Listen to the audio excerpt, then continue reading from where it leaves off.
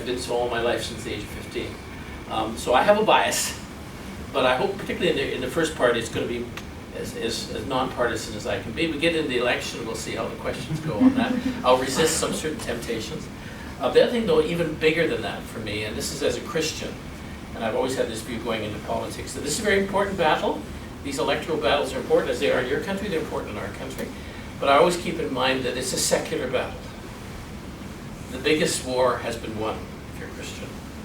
And these are just skirmishes on the secular battle, human battle of politics. Elections are important. Who is sovereign secularly is important, as Rob mentioned. The Bible says we are to honor our secular leaders, but the ultimate authority isn't with them.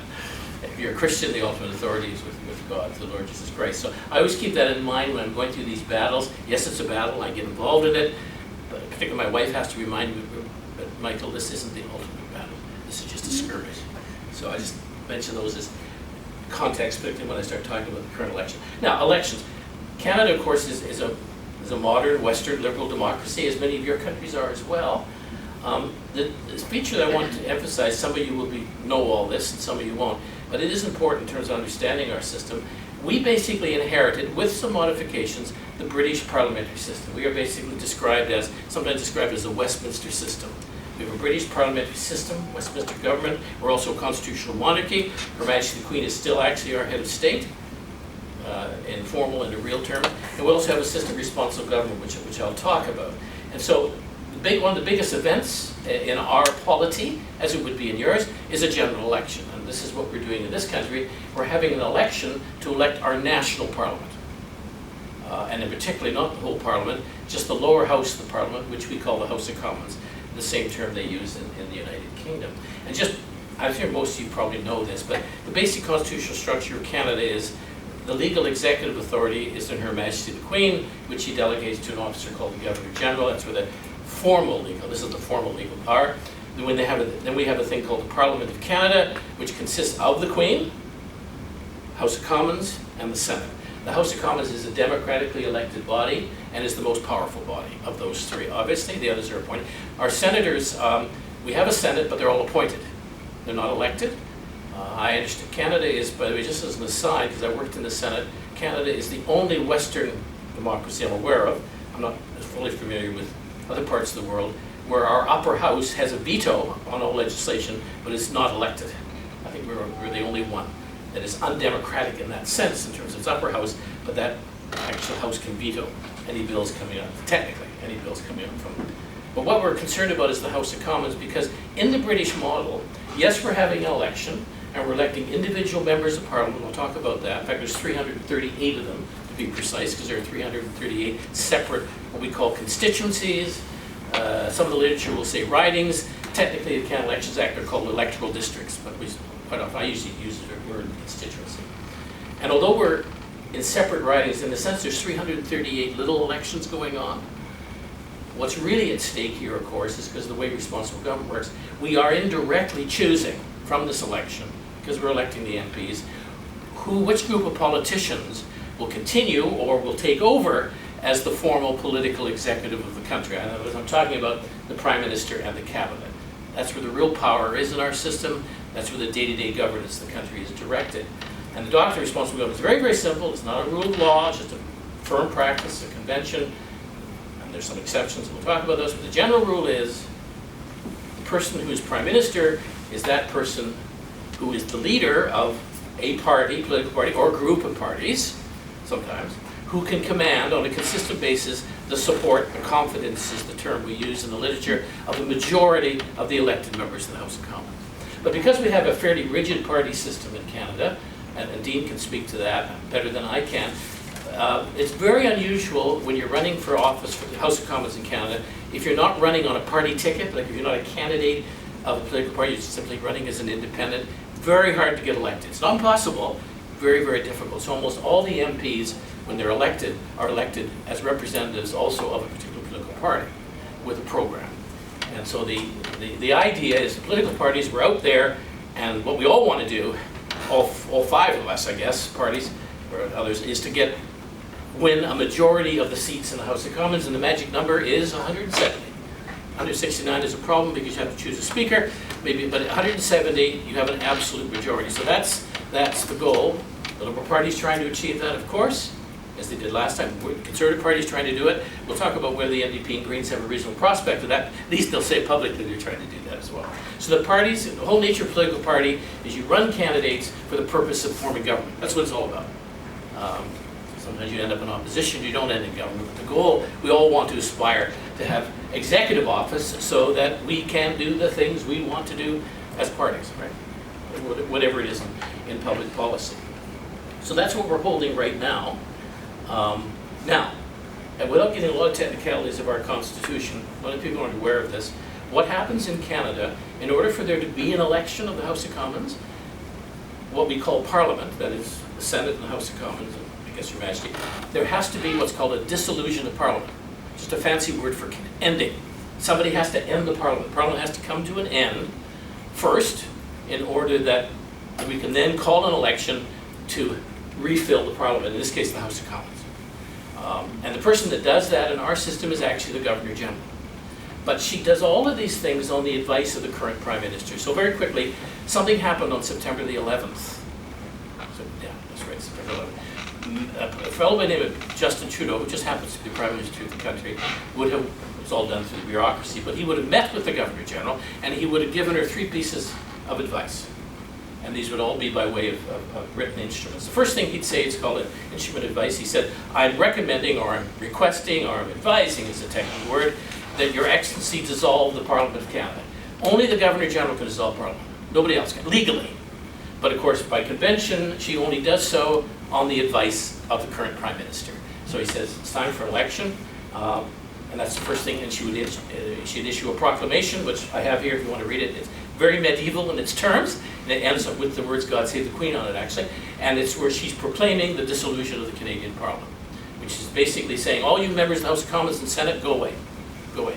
I don't need your attendance, like an old English king used to say. That's the first thing. The second thing, then, because we have an act, a Parliament, which is a very important act, it's called the Canada Elections Act. It's a huge statute. I've unfortunately in my life had to work with it. It's over 600 sections now. It's very complicated. But it sets out the detailed rules, how you go about calling the election once it's dissolution, and how you conduct that election, how it's carried out. And basically what it provides is we have a fixed date election. I won't bore you with the details of that. But basically what the Act now says is that when it's time to dissolve Parliament, there's a minimum period of election period. It used to be no maximum. But there's a minimum of 36 days. And the maximum period now is 50. Mr. Trudeau decided to go in the middle, I think, and it was around 40 days. So we're going to have a 40-day election period. We're about 2 weeks into it. We've got about 4 more weeks to go. So there's a separate instrument, because the Canada Elections Act actually says there's a thing called the Privy Council, which is really fancy word for the Cabinet. It's all the advisors. And it takes an order in council, order of the Cabinet, in effect. Any 4 ministers can sign, technically, directing the Governor General to then issue what are called the writs. In other words, to send the instructions to the Chief Electoral Officer. By the way, Chief Electoral Officer is the senior official under the Canada Elections Act who administers our election law. And that person is chosen by the Prime Minister of the day, but it has to be confirmed by Parliament, and he's independent. He can only be removed by Parliament. So he's independent once appointed. And what happens in election, this goes back to the English Middle Ages, every constituent, every single geographic riding, there are now 338 of them, there has to be also a senior election official appointed in each of those 338 constituencies, and he or she is called the returning officer. And they all report to the Chief Electoral Officer. So the order from the Governor General is, based on the Cabinet direction to her, is she's ordering the Chief Electoral Officer to deliver the 338 writs for the election of each of the 338 constituencies to the 338 returning officers. All right? And so that was the second instrument that would have been signed. It's done as a proclamation, and that commences the election. She's now ordering the election to commence.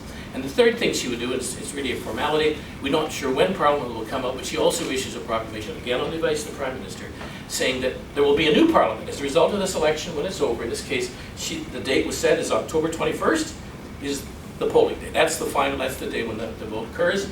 And after all the votes have been counted, and there's a provision for return of writs, I'll talk about that. But the bottom line is, the order is, and I want Parliament to resume, and the House of Commons to resit, and initially the date has been set for November 18th. That might get changed depending on the results of the election. So the Governor General has to do all those things. Dissolve Parliament, take the necessary legal steps to start the election, to give it to the officials to administer it, and then also to provide, once that new Parliament, that new House of Commons is elected, when do those members reassemble to sit as Parliament, and a date for that. And that all happened actually on September 11th, but all those orders take effect September 12th. So that's how legally how it's done, but it's really on the advice of the Prime Minister in reality. But we have a fixed date election, so he didn't really have a lot of choice on that, and everybody expected him to do that, and he did. I won't be partisan here. He did what he was told. He did what he was expected to do. Anyway, so that's the basic rule of the election in terms of how it commences. Now, the other thing I want to talk a little bit about, because some people have expressed an interest in it, is our election system is really like the British system, pure system. Our electoral method, our method of election, is what political scientists describe as single-member plurality system.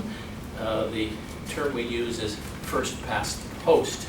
In other words, we simply have 338 individual constituencies. Candidates are nominated to run on political parties and some independents. But all that is required if you're a candidate is in your constituency that you get more votes than anybody else. You only have to get what we call a plurality of the votes. So lots of MPs get elected because you have a multi-party system.